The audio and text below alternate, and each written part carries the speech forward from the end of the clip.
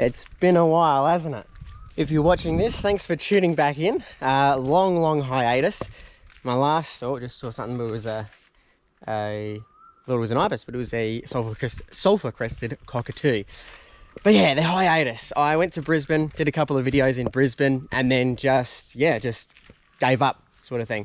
I was like, this isn't really working out. It's a lot of time putting into it and that kind of thing. And it was harder to, I felt like I had to go out. I felt like I had to produce more videos and that kind of thing. Like, I have to become a chore, basically. I didn't have to do anything. I wasn't, obviously I didn't have a massive fan base. I didn't have all these people relying on me. But what I felt like I had to do was push myself to get out. And instead of being like, I'm going to go out and have an adventure, and as a side I'm going to film it and put it out there, it become I feel like I have to go out, I have to keep pushing. And I began to resent it, unfortunately. So I'm back now. I'm in Darwin, by the way. Some of you might already know, some of you might not. But spent a bit of time in Brisbane, 6 months exactly. And then I head up to Darwin because I've been up here before without camera gear and without filming. Absolutely loved it. Did a bit of other stuff throughout Australia, Queensland mostly. And then I'm back here. I couldn't stay away. The top end, if you've not been, is absolutely unreal. I'm currently at Howard Springs Nature Park. Now, Howard Springs Nature Park, a bit touristy over at the waterhole. You can't swim here like you can at Berry Springs, but they've got a little children's toddler swimming area and that kind of thing. I'm not going to film that for obvious reasons. Excuse me. But this is the Howard Creek Nature Walk. Probably talking a bit loud for wildlife, but otherwise beautiful little 1.8k walk. And it is a nice little sort of shaded one. Now, even though it is shaded, it's incredibly humid. It's a bit of a wet forest, but otherwise there's a whole heap of species you can see along here, which is excellent. But I'm just giving you guys a recap. There's that sulfur crest, if you can see it up there. Just there you go, beautiful. Cockatoo, something like that. Cacalur. Anyway, just thought I'd give you a recap if you're at all interested. I'm going to start posting these videos again. I'm going to start going out and recording them. I'm going to start going out and exploring natural areas. As I said, as a side, I'm just going to film. And if anyone wants to watch it, mainly just for family and friends and that kind of thing, if you're at all interested, just to keep in touch and show what I'm doing as a way of connecting. But yeah, if you want to watch, you watch. If you don't. If you don't want to hear my ramblings, do. If you don't, do. Anyway, there you go. There's those ramblings coming through already. But do what you want. I'm doing it from the heart now, rather than thinking, I have to put it out, I have to do this, I have to make these quality videos, I have to see wildlife. I began filming, and if I didn't see wildlife, I thought, well, it's not really worth it. No one's going to watch me just walk around in a natural area talking. These just little panoramic views with music. That's not interesting. It needs to be action, action, action, action. Wildlife here, wildlife there, reptiles, birds, everything. It needs to be cool and engaging. And some people put videos out on YouTube, and they do that, and that's fantastic if you want to watch that. But otherwise, this is going to be you get what you see, what you get kind of deal. If it happens, it happens. If it doesn't, it doesn't. Really, it's good for me, and it might be of interest to you. Well, it's good for me to chat, that is. But I've already been chatting too long, 5 minutes worth by looks of things, about 4 minutes. Anyway, let's get into it. I'm going to put a bit of footage up from the last time I've been to Howard Springs. That was in July. It's currently the 30th of November. So it's the wet season now, which is excellent at night for snakes, snakes, lizards, and that kind of thing. But because of the rain starting to come through, the springs aren't clear. You can't see the file snakes as easily. You can't see the barramundi, the turtles, all that kind of stuff. It's brown water instead of clear. And so there's a couple of Mertens water monitors out, which is excellent. I've got some footage of them previously. Might get some footage of them today. But there's going to be a bit of footage from back when I filmed the stuff, when it actually looks good and you can see them.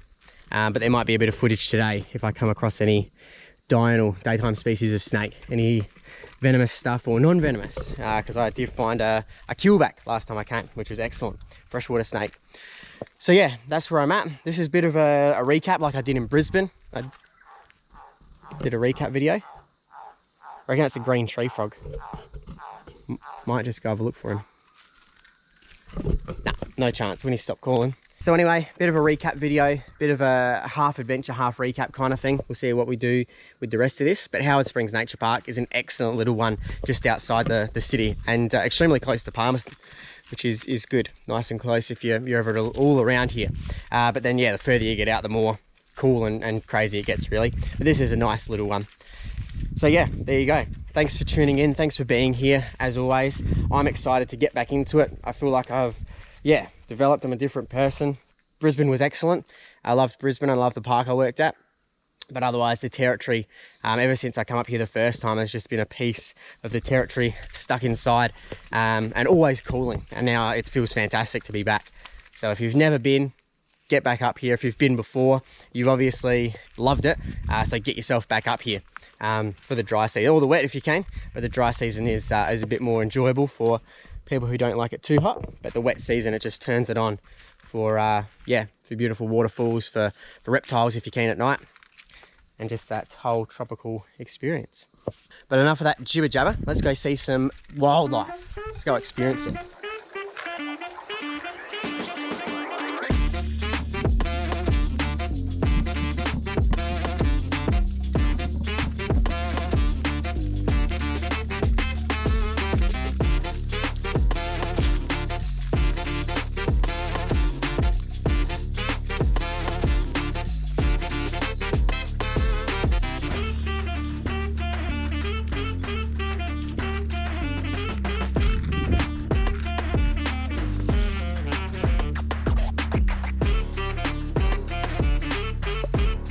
Get a load of this one right in the middle of the path now. I don't remember this here in July, so I reckon this is pretty fresh, pretty new.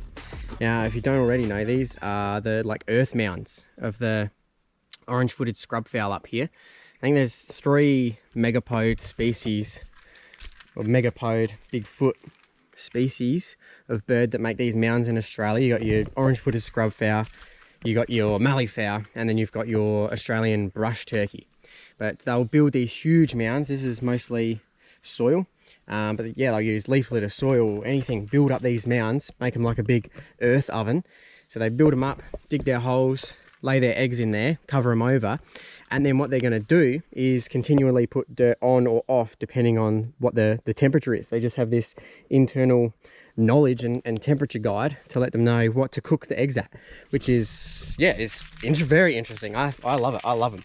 Love megapodes. They're so cool just to look at in general, but what they do as well is even better. So yeah, on or off depending on how hot the eggs need to be to incubate. And then once those eggs are ready to go, mum or dad will come along, get the dirt off, little babies will hatch, and then that's it.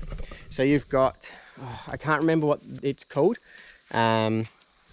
I know it's precocial, is like chickens and stuff with your eggs. So you got your egg, precocial, chicken hatches out. It's a little fluffy thing. It can run around and do its own thing, but it gets care from its mum. The other one, I think it starts with an A, Annie, something like that. Bugger, can't remember at the moment. But otherwise, that's like if you imagine your magpies and that kind of thing. They hatch out, they haven't got any feathers, they're a little pink bird. And then mums and dads have to feed them until they get feathers, and then they fledge, leave the nest, and then they can start doing their own thing. Which is, so you've got the one side, the name's up, precocial. What these guys are is super precocial, which means even better than hatching out and then still, like, you're all fully feathered, which is fantastic. Still need mums and dads' help to find water, food, and all that kind of thing. These guys hatch out, come out of their mounds, and then that's it. They just do, they're on their own. They're a tiny little bird, about the size of a chicken, a baby chicken, little chick. And they have to fend for themselves. They're a little version, tiny little version of the adults, and they're out finding their own water, food, surviving predators and that kind of thing. Like, yeah, I suppose even with chickens and fowl, or other birds that are like that, mum and dad, like emus is a good example of a native species. They hatch out, they still need protection from predators and that kind of thing, and finding food and water. But these guys just do it all. They're a wicked looking bird. All 3 species are wicked looking. I love the orange-footed scrubfowl. They're a good one. And the bush turkeys, or brush turkeys, I saw a heap in Queensland. But yeah, how good. They just do their own thing. But seeing a baby is excellent because they're just a spitting image of the parent birds. And the orange-footed scrubfowl's got like a little mohawk.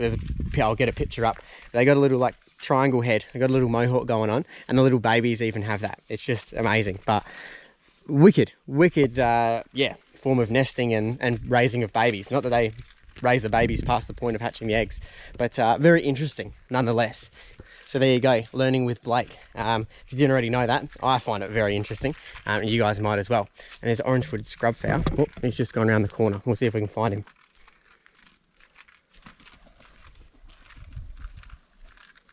Alrighty, so the red-collared lorikeets are crapping themselves. Everyone's crapping themselves because Pacific Basa just flew in. Oh, no, that wasn't it. I'm trying to look through two things at once, trying to see where it's going in real life and trying to get it through the binoculars.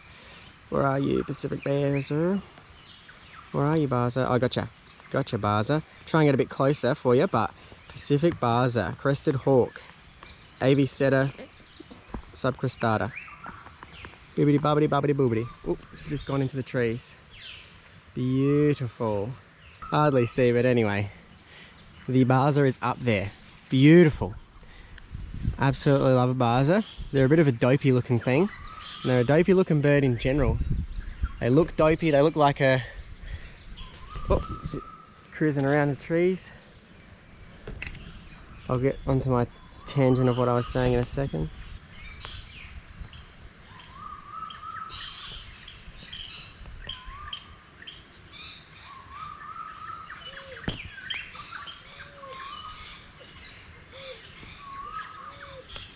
There he goes. Oh no, he's still up there. Dopey looking things they are. They look like a crested pigeon. I'll get a photo up as I'm talking about them, but crested pigeon crossed with a raptor. They got eyes on the side of their head. They're silly birds in general. Silly looking. Oh, silly looking birds, silly personalities. The way they hunt, they just fly into the trees. I've heard grab on with their talons, flap their wings around, dislodge any prey and that kind of thing. They sort of just dive into the trees to dislodge insects, but they have got excellent vision for insects as well. Really good at telling apart the greens of the leaves and the greens of stick insects and that kind of thing. Is it not a very raptory raptor? Or look at that, just going to cruise around in the trees, you can't see.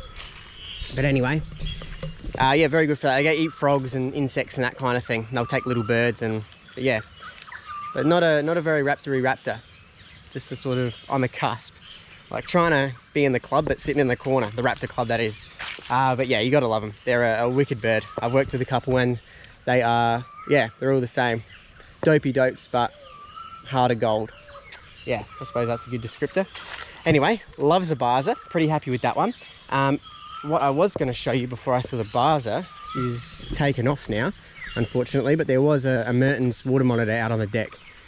But we'll go find another one on the other side because they're always around. You're pretty well guaranteed a Mertens here at Howard Springs. So let's go find one. I was on the deck, but he's just cruising off into the bushes now, flaring his neck out a bit, getting his tail ready to slap me. He's like, you're a big predator. And yeah, he would do a bit more damage to me than I'd be able to do to him in the same amount of time. Or her. There you go. Absolute stunner of a lizard. Probably my favourite goanna species, the Mertens. Sleek, awesome design for swimming. Just a stunning animal, really. You can go past the size of the Parenti and the lace monitor, and a Mertens is pretty good. Beauty. And then I got some up close footage from July. So there you go.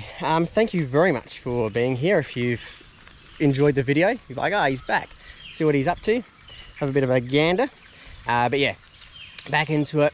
Going to bring that adventure spirit back. So if you can, stick around. If you're not, see you later. Yeah, basically, thanks for being here. Have a good one. Yeah, try and get out and enjoy yourself. Come up to the top end, go wherever you want to go to enjoy yourself. Because yeah, you gotta live a bit, really. All that good stuff. Taking it back to what I always say.